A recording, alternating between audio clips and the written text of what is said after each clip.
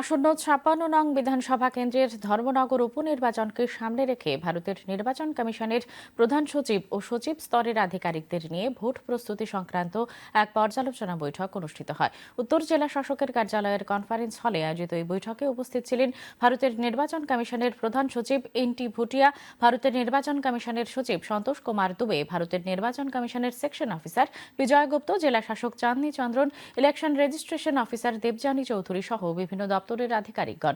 বৈঠক শেষে স্ট্রং রুমের কাউন্টিং হল এবং কয়েকটি ভোটদান কেন্দ্র পরিদর্শন করেন অতিথিরা।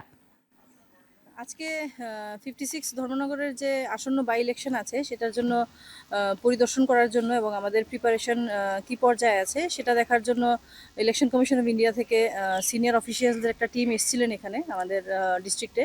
তো ওনারা প্রথমে আমাদের ডিস্ট্রিক্টে একটা রিভিউ মিটিং করেন, আমাদের প্রিপারেশন কি স্টেজে আছে সেটা ইন ডিটেল পর্যালোচনা করেন। তারপর ওনারা আমাদের যে স্ট্রং রুম এবং কাউন্টিং সেন্টার আছে সেগুলো পরিদর্শন করেন, যেটা আমাদের ধর্মনগর গার্লস স্কুলে হবে, এবং আফটার দ্যাট ওনারা আমাদের 2টা পোলিং স্টেশন ছিল সেগুলি পরিদর্শন করেন।